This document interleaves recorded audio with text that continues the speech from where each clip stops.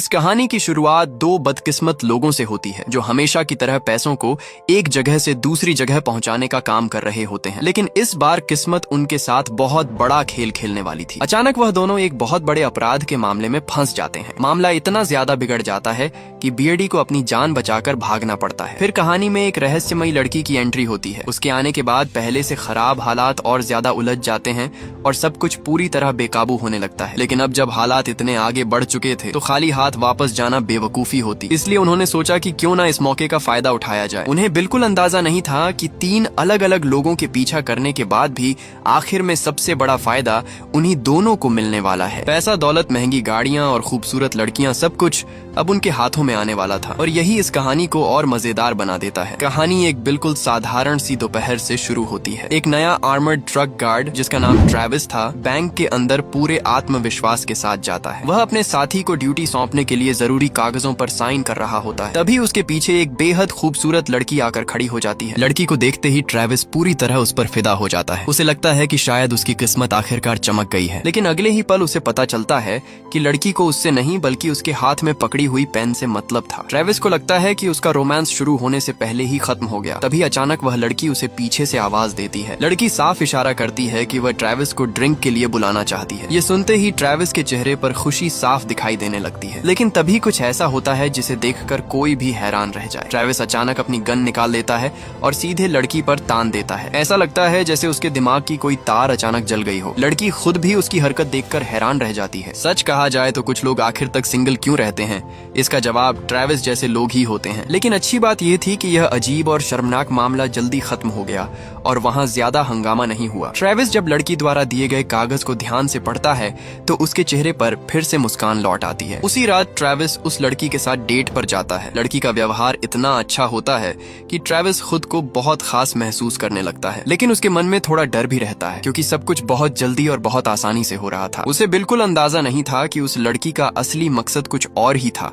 और वह सिर्फ उसे इस्तेमाल कर रही थी। पूरी रात मजे करने के बाद अगली सुबह ट्रेविस बहुत ज्यादा खुश होकर काम पर पहुंचता है। उसका मूड पहले से बिल्कुल अलग होता है, लेकिन दूसरी तरफ उसका नया साथी रसल बिल्कुल भी खुश नहीं दिख रहा था। उसके चेहरे से साफ पता चल रहा था कि वह परेशान है। असल में आज रसल और उसकी पत्नी नैटली की शादी की 25वीं सालगिरह थी और वह इस दिन को खास बनाना चाहता था। उसने पहले से ही पूरा प्लान बना लिया था। घर से निकलते समय उसने अपनी पत्नी से वादा किया था कि आज रात दोनों उसी रेस्टोरेंट में जाएंगे जहां उनकी पहली मुलाकात हुई थी। इतना ही नहीं, रसल ने अपनी पत्नी से यह भी कहा था कि सिर्फ 6 महीने बाद वह नौकरी छोड़ देगा और फिर दोनों पूरी दुनिया घूमेंगे। लेकिन उसकी खुशी ज्यादा देर तक नहीं टिकती क्योंकि उसका बॉस क्लार्क उसकी लीव रिक्वेस्ट जानबूझकर इग्नोर कर देता है। क्लार्क न सिर्फ उसकी छुट्टी रद्द कर देता है बल्कि उसे एक नया और बेहद परेशान करने वाला पार्टनर भी दे देता है जो और कोई नहीं बल्कि ट्रेविस होता है। रसल जब ट्रेविस को अपने सामने खड़ा देखता है तो उसका गुस्सा और बढ़ जाता है। उसे कल बैंक में हुई बेवकूफी वाली घटना अभी भी याद थी। वह ट्रेविस को इशारा करता है कि जल्दी से काम शुरू करे, लेकिन ट्रेविस बिल्कुल शांत रहने वालों में से नहीं था। जैसे ही दोनों मिले,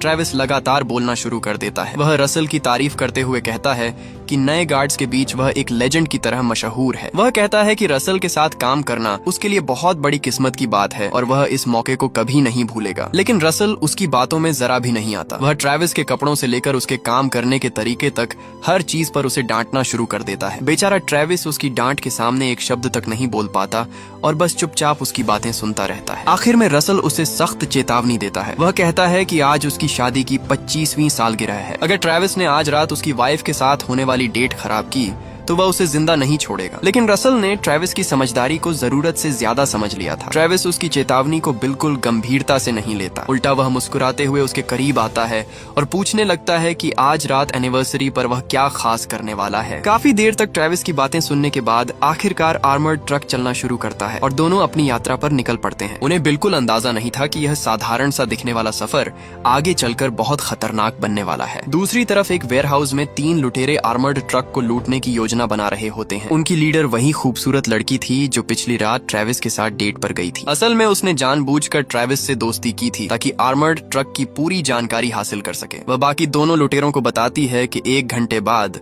ट्रेविस वाला ट्रक एक लंबे डेड जोन से गुजरने वाला है। उसके बाद वह ट्रक प्लेजेंट व्यू न्यूयॉर्क पहुंचेगा, लेकिन असली निशाना ये ट्रक नहीं था। जोई नाम की वह लड़की बताती है कि उसे ट्रेविस और रसल की मदद से $60 मिलियन की गैम्बलिंग मनी लूटनी है। इतने ज्यादा पैसों का नाम सुनते ही दोनों दोनों मेल रॉबर्स की आंखें चमक उठती हैं और उनका एटीट्यूड तुरंत बदल जाता है। दोनों बिना देर किए इस मिशन में शामिल होने के लिए तैयार हो जाते हैं और पूरी मदद का वादा करते हैं। उसी समय आर्मर्ड ट्रक शहर छोड़ चुका होता है। रास्ते में कई पिकअप पॉइंट्स से पैसा लेने के बाद ट्रक पूरी रकम से भर जाता है। पूरे रास्ते ट्रेविस आराम से खाते पीते हुए मजे करता रहता है, जैसे कोई स्कूल ट्रिप पर आया हुआ बच्चा हो, जबकि रसल पूरे समय चुप और परेशान बैठा रहता है। 10 साल की नौकरी ने उसके अंदर की सारी खुशी खत्म कर दी थी। उसे समझ ही नहीं आता कि कोई इंसान काम पर आते हुए इतना खुश कैसे हो सकता है। सफर धीरे धीरे आगे बढ़ता रहता है और पूरा रास्ता ट्रेविस की बेकार जोक्स से भरा रहता है। कुछ देर बाद आर्मर्ड ट्रक उस डेड जोन के पास पहुंच जाता है जहां नेटवर्क पूरी तरह बंद हो जाता है। डिस्पैच सेंटर पहले ही दोनों को वार्निंग देता है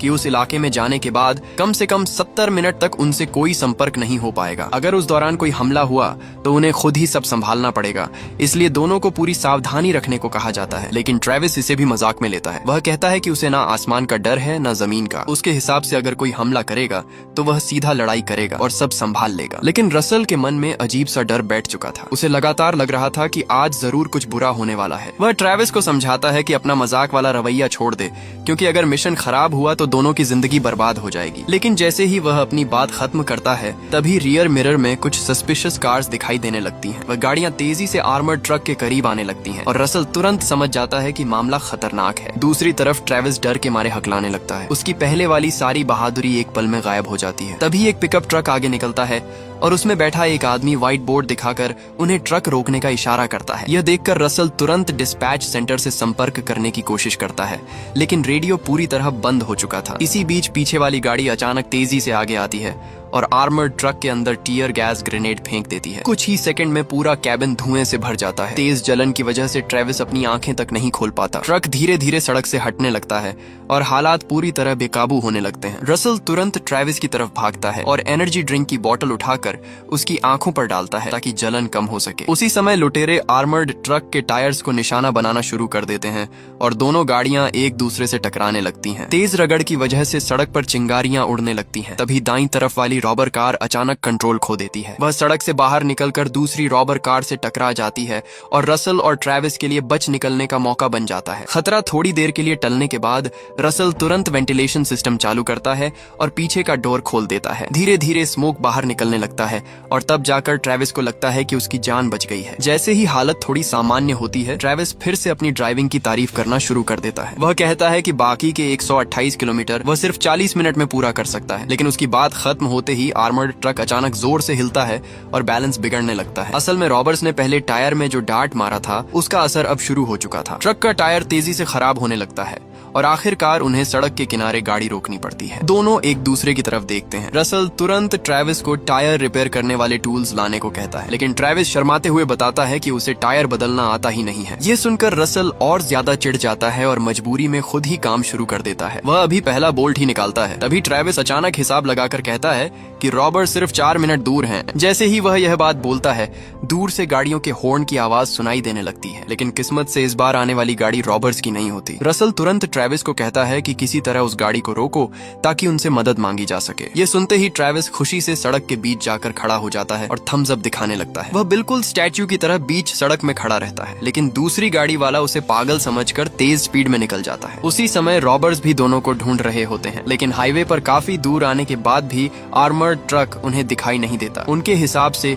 पंक्चर टायर के साथ ट्रक ज्यादा दूर नहीं जा सकता था, इसलिए वे हैरान हो जाते हैं। तभी एक छोटी सड़क से अचानक एक व्हीकल बाहर आता दिखाई देता है और जोए तुरंत समझ जाती है कि ट्रक हाईवे छोड़ चुका है। दोनों रॉबर कार्स तुरंत मुड़कर उस साइड रोड की तरफ भागती हैं जहां रसल और ट्रेविस मौजूद थे। अच्छी बात यह थी कि रॉबर्स के पहुंचने से पहले रसल टायर ठीक कर चुका था। दोनों तुरंत ट्रक में बैठते हैं और पूरी स्पीड में वहां से निकल जाते हैं। इसके बाद हाईवे पर एक बार फिर तेज और खतरनाक पीछा शुरू हो जाता है। रॉबर्स आर्मर्ड ट्रक के पीछे वाले दरवाजे को काटने की कोशिश करने लगते हैं। यह देखकर रसल तुरंत पीछे जाता है और गन निकालकर लगातार फायरिंग शुरू कर देता है, लेकिन उसे जल्दी पता चलता है कि रॉबर्स के हेलमेट्स बुलेट प्रूफ हैं और गोलियों का उन पर कोई असर नहीं हो रहा। इसी लड़ाई के दौरान रसल की गन नीचे गिर जाती है और उसे वापस अंदर भागना पड़ता है। किस्मत से रॉबर्स की बुलेट्स भी खत्म हो चुकी थीं, इसलिए वे डोर काटने पर ही ध्यान देने लगते हैं। अब रसल समझ चुका था कि अगर वह चुप बैठा रहा तो दोनों मारे जाएंगे, इसलिए वह बड़ा फैसला लेते हुए पीछे का डोर खोल देता है और पैसों से भरे बैग्स सड़क पर फेंकना शुरू कर देता है। उसे उम्मीद थी कि पैसा देखकर रॉबर्स रुक जाएंगे और उनका पीछा छोड़ देंगे। लेकिन रसल को नहीं पता था कि जोए और उसके साथी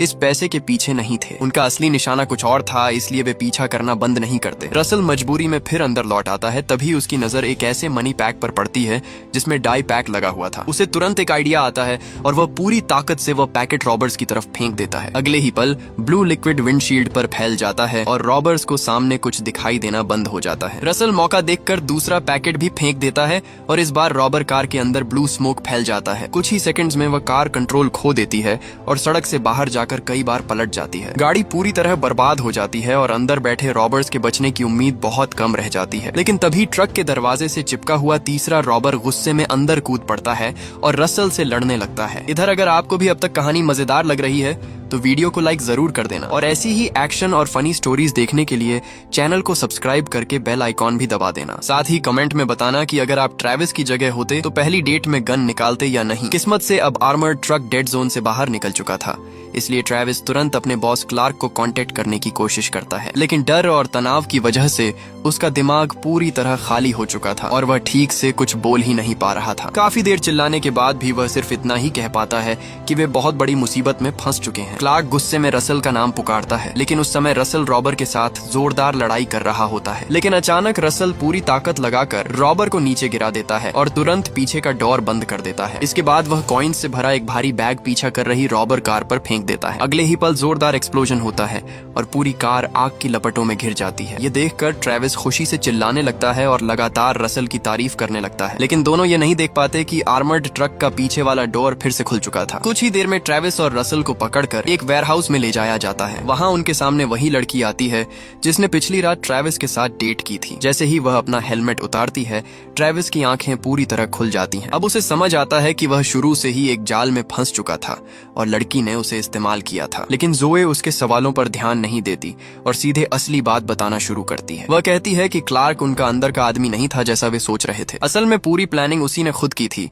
और सब कुछ पिछले 2 साल से तैयार किया जा रहा था। हालांकि जोए अभी उन्हें मारना नहीं चाहती थी क्योंकि उसे उम्मीद नहीं थी कि उसके साथी इतने कमजोर निकलेंगे। सिर्फ 2 आर्मर्ड ट्रक गार्ड्स ने उसके दोनों साथियों को हरा दिया था और अब उसकी पूरी योजना खतरे में थी। इसलिए मजबूरी में जोई ट्रेविस और रसल को अपने साथ काम करने के लिए मजबूर करती है। वह कहती है कि उन्हें $60 मिलियन की गैम्बलिंग मनी लूटने में उसकी मदद करनी होगी। अगर दोनों ने मना किया तो वह उन्हें तुरंत मार देगी और यहीं खत्म कर देगी। बेबस होकर रसल और ट्रेविस को उसकी बात माननी पड़ती है और वे उसके साथ निकल पड़ते हैं। इसके बाद आर्मर्ड ट्रक फिर से सड़क पर दौड़ने लगता है और नया मिशन शुरू हो जाता है। लेकिन हैरानी की बात यह थी कि ट्रेविस अभी भी पिछली रात वाली डेट के बारे में ही सोच रहा था। वह बार बार जोए से पूछता रहता है कि क्या वह बाद में भी उसे याद रखेगी। उसकी यह बात सुनकर जोए गुस्से में उसे जोर से डांट देती है और चुप रहने को कहती है। दूसरी तरफ रसल को इन सब बातों से कोई मतलब नहीं था। वह सिर्फ किसी तरह यह सब खत्म करके अपनी पत्नी नैटली के पास वापस जाना चाहता था। लेकिन उन्हें नहीं पता था कि जोए के दोनों साथी अब भी जिंदा थे और किसी तरह बच निकले थे। जब उन दोनों को एहसास होता है कि जोए उन्हें छोड़कर चली गई है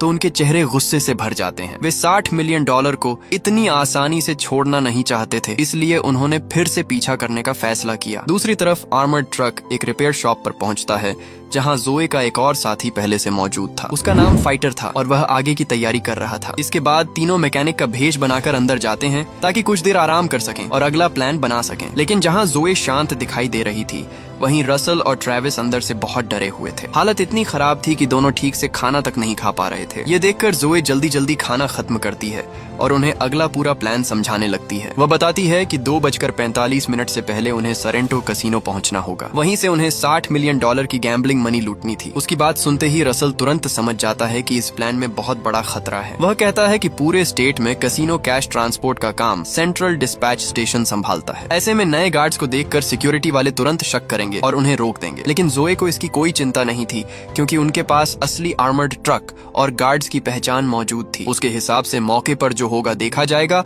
और किसी तरह अंदर घुस जाएंगे। लेकिन उसे डर था कि रसल कहीं भाग ना जाए, इसलिए वह उसे डाइनिंग टेबल से हैंडकफ कर देती है। इसके बाद वह ट्रेविस को साथ लेकर बाहर तैयारी करने चली जाती है। कुछ देर बाद जब दोनों वापस आते हैं तो देखते हैं कि रसल वहाँ से गायब हो चुका था। असल में उसने ग्लास तोड़कर उसके टुकड़े से हैंडकफ काट ली थी और भाग निकला था। रसल के भागते ही जोई और ट्रेविस तुरंत उसके उसके पीछे दौड़ पड़ते हैं। दोनों जल्दी से उसे पकड़ना चाहते थे, लेकिन जैसे ही वे एक मोड़ पर पहुंचते हैं, अचानक रसल पीछे से आता है और जोए को पकड़कर उसका गला दबा देता है। रसल सोचता है कि अब वह जोए को हॉस्टेज बनाकर खुद और ट्रेविस को यहाँ से छुड़ा सकता है, लेकिन ट्रेविस पूरी तरह जोए के प्यार में पागल हो चुका था और उसका दिमाग काम करना बंद कर चुका था। वह रसल की मदद करने के बजाय हैंडकफ्स उठाकर जोए को वापस दे देता है। इतना ही नहीं, वह खुद जोए के साथ गैम्बलिंग मनी लूटने के लिए भी तैयार हो जाता है। यह देखकर रसल पूरी तरह बेबस हो जाता है और मजबूरी में उसे दोनों के साथ रहना पड़ता है। तीनों लोग तय समय से 30 मिनट पहले टारगेट लोकेशन पर पहुंच जाते हैं, लेकिन तभी अचानक आर्मर्ड ट्रक के दरवाजे पर कोई दस्तक देता है। दरवाजा देखते ही रसल की आंखें हैरानी से बड़ी हो जाती हैं,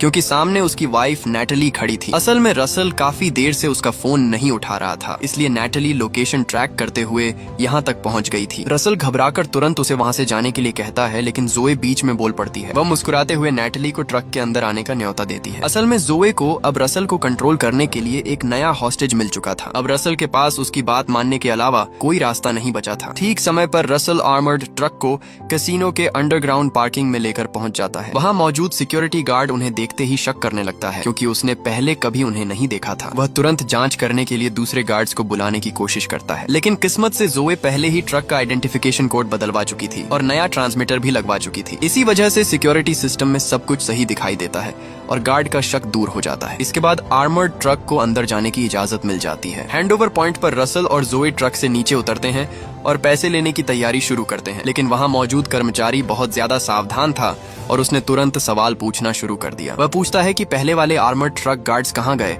और नए लोग क्यों आए हैं। रसल तुरंत झूठी कहानी बना देता है। वह कहता है कि कल ड्यूटी के दौरान उन गार्ड्स पर हमला हुआ था। वे अभी भी हॉस्पिटल के इमरजेंसी रूम में हैं, इसलिए सेंट्रल डिस्पैच ने उन्हें भेजा है। रसल इतनी आसानी से झूठ बोल देता है कि लगता ही नहीं ये कहानी उसने उसी समय बनाई है। हैरानी की बात यह थी कि कैसीनो स्टाफ उसकी बात पर भरोसा भी कर लेता है। इसके बाद वे दोनों को वॉल्ट तक लेकर जाते हैं, जहां $60 मिलियन कैश रखा हुआ था। धीरे धीरे पूरा पैसा आर्मर्ड ट्रक में लोड किया जाने लगता है। सब कुछ इतनी आसानी से होता देखकर जोए के चेहरे पर खुशी साफ दिखाई देने लगती है, लेकिन तभी एक अच्छे कपड़े पहना हुआ आदमी उनके पास आता है। वह जोए को देखकर कहता है कि वह उसे पहचानता है, क्योंकि वह उसके पिता का पुराना दोस्त है। हालांकि ये छोटी सी बात उनके प्लान पर ज्यादा असर नहीं डालती और काम आगे बढ़ता रहता है। कुछ ही देर में पूरा $60 मिलियन ट्रक में भर दिया जाता है और वे वहां से निकलने की तैयारी करने लगते हैं, लेकिन तभी असली आर्मर्ड ट्रक उम्मीद से पहले वहां पहुंच जाता है। उसे देखते ही रसल तुरंत समझ जाता है कि अब मामला बिगड़ने वाला है। वह बिना देर किए एक्सेलरेटर दबाता है और तेजी से पार्किंग से बाहर निकल जाता है। उसका ट्रक असली आर्मर्ड ट्रक के बिल्कुल पास से गुजरता है और पूरी स्पीड में सड़क पर आ जाता है। इधर बेसमेंट में मौजूद सिक्योरिटी गार्ड अब पूरी तरह कंफ्यूज हो चुका था। उसे समझ नहीं आता कि एक ही जगह पर दो आर्मर्ड ट्रक्स कैसे हो सकते हैं, लेकिन जब तक उसे सच्चाई समझ आती तब तक रसल और बाकी लोग काफी दूर निकल चुके होते हैं। कुछ देर तक अलग अलग सड़कों पर घूमने के बाद वे वापस उसी वेयरहाउस में पहुंचते हैं, लेकिन ट्रक पार्क करते ही अचानक बगल का दरवाजा जोरदार टक्कर से टूट जाता है। एक दूसरी गाड़ी पूरी स्पीड में आकर आर्मर्ड ट्रक से टकराती है और ट्रक कंट्रोल खो देता है। भयानक टक्कर की वजह से रसल और बाकी सभी लोग बेहोश हो जाते हैं। जब उन्हें होश आता है तो वे देखकर हैरान रह जाते हैं कि सामने जोए के वही दो पुराने साथी खड़े थे। असल में वे दोनों जिंदा बच गए थे और अब पूरा पैसा खुद लेना चाहते थे। वे तुरंत ट्रक से सारे कैश बैग्स निकाल लेते हैं और फिर आर्मर्ड ट्रक पर गैसोलीन डालना शुरू कर देते हैं। उनका इरादा सबको जिंदा जलाकर सारे सबूत खत्म करने का था। साथ ही वे जोए पर अपना गुस्सा भी निकालना चाहते थे, क्योंकि उसने उन्हें पहले छोड़ दिया था। जोए को खतरे में देखकर ट्रेविस पूरी तरह घबरा जाता है। वह किसी भी हालत में उसे बचाना चाहता था। वह जल्दी जल्दी आसपास टूल्स ढूंढने लगता है ताकि खुद को हैंडकफ से आजाद कर सके। किस्मत से उसे एक बोल्ट कटर मिल जाता है और तीनों मिलकर कफ्स काटने लगते हैं। उधर दोनों रॉबर्स आर्मर्ड ट्रक को आग लगाने ही वाले थे कि तभी ट्रक अचानक तेजी से उनकी तरफ बढ़ता है। तीनों पूरी ताकत से एक्सेलरेटर दबाते हैं और ट्रक सीधे एक रॉबर को जोरदार टक्कर मार देता है। वह आदमी हवा में उछलकर दूर जा गिरता है, जबकि दूसरा रॉबर लगातार फायरिंग शुरू कर देता है, लेकिन आर्मर्ड ट्रक इतनी तेजी से उसकी तरफ बढ़ रहा था कि उसे पीछे हटना पड़ता है। जैसे ही वह दोबारा उठकर गोली चलाने लगता है, तभी जोए अचानक साइड से आती है और उसके हाथ से गन छीन लेती है। लेकिन अगले ही पल जोए सबको चौंकाते हुए खुद ब्लू कार में बैठ जाती है, जिसमें पूरा कैश भरा हुआ था। वह बिना किसी को साथ लिए अकेले वहाँ से भाग निकलती है। ये देखकर बाकी रॉबर गुस्से से पागल हो जाता है और तुरंत रसल पर गोली चला देता है। इसके बाद वह नैटली को हॉस्टेज बनाकर जोए के पीछे निकल पड़ता है। अच्छी बात यह थी कि रसल ने बुलेट प्रूफ वेस्ट पहनी हुई थी, इसलिए वह बच जाता है। जमीन से उठते ही वह ट्रेविस को तुरंत ट्रक चलाने के लिए कहता है ताकि नैटली को बचाया जा सके। उधर हाईवे पर जोए और रॉबर की गाड़ियां पूरी स्पीड में दौड़ रही थीं और खतरनाक चेस शुरू हो चुका था। ट्रेविस भी आर्मर्ड ट्रक को पूरी ताकत से दौड़ाने लगता है ताकि वे जल्दी उन तक पहुंच सकें, लेकिन तभी पीछे से कई पुलिस कार्स उनके पीछे लग जाती हैं और ऊपर हेलीकॉप्टर की आवाज भी आने लगती है। ऐसा लग रहा था जैसे पूरी पुलिस फोर्स मैदान में उतर आई हो। सबसे बड़ी मुसीबत ये थी कि पुलिस रसल और ट्रेविस को ही असली रॉबर्ट समझ चुकी थी, इसलिए पुलिस लगातार आर्मर्ड ट्रक का पीछा कर रही थी